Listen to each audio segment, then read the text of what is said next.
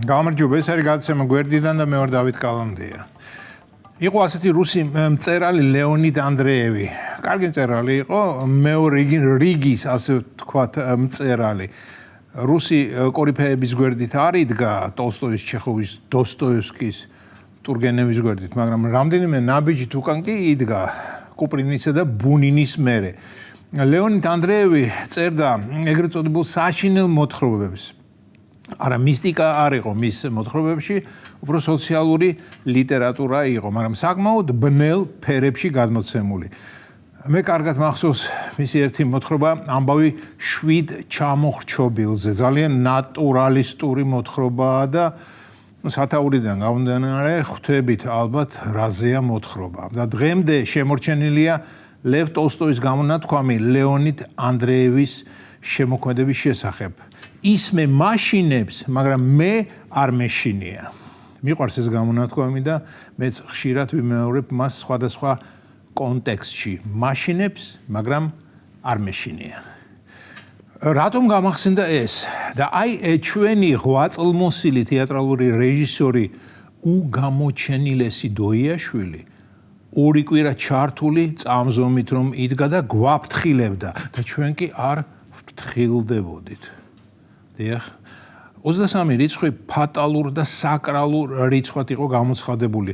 23 რიცხვში უნდა მომხდარიყო რაღაც სასწაული, რაღაც ისეთი, რაც განგვირავდა, ჩამოგშლიდა, შეგვაშინებდა, გონზე მოგვიყვანდა და ყველა ერთად ჩვენი არჩევანის შეცდომას ვაღიარებდით და ალბათ გავიქცეოდით ხელმეორე არჩევნების ჩასატარებლად.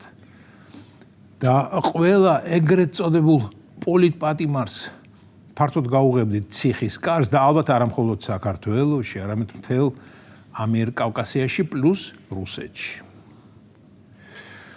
მე სხვა რამ მაინტერესებს, რატომ ითვლება ჩვენთან მსახიობის პროფესია რაღაც განსაკუთრებული პრივილეგიების პროფესიად. მსახიობის გამონათქვამები, აზრები, სპიჩები და საგრძელოები დიდი პიეტეტით განიხილება და ისეთი გრძნობა მეუფლება, რომ ამას ყურადღება უნდა მიექცეს მხოლოდ იმიტომ, რომ ამის მთქმელი მსახიობია. მეგობრებო, მსახიობი ისეთივე რიგითი პროფესია, როგორც ექიმი, მასწავლებელი, სანტექნიკოსი, დურგალი, ფიზიკოსი და ასე შემდეგ. არც მეტი, არც ნაკლები. რატომ ასეთი გაფაციცებული ყურადღება ამ კატეგორიის ადამიანებისადმი ვერ ხვდები? არა, თითქმის ვერ ხვდები.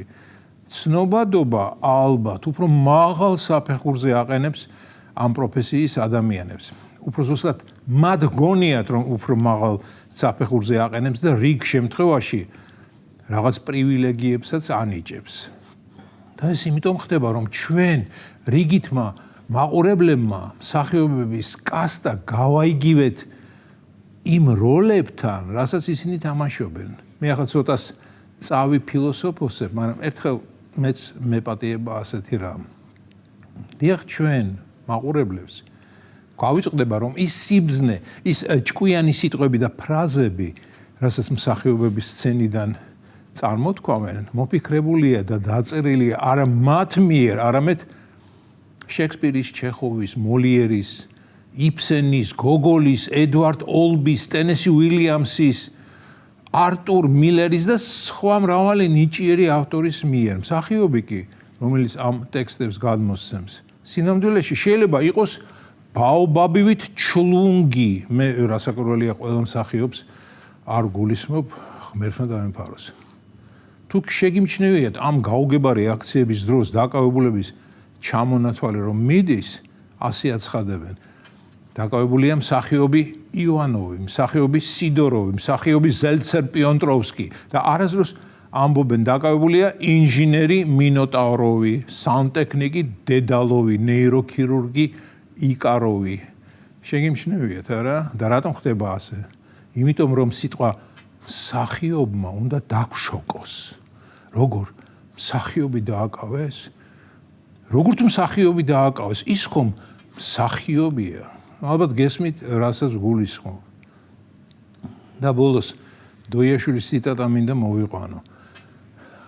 რაც არ უნდა დააბნელოთ მთელი ქვეყანა, სცენაზე შუქი აინთება და იქ ჩვენ ვიქნებით და ჩვენ გავიმარჯვებთ, ჩვენ ვიწყებთ ახალი თეატრის manifests.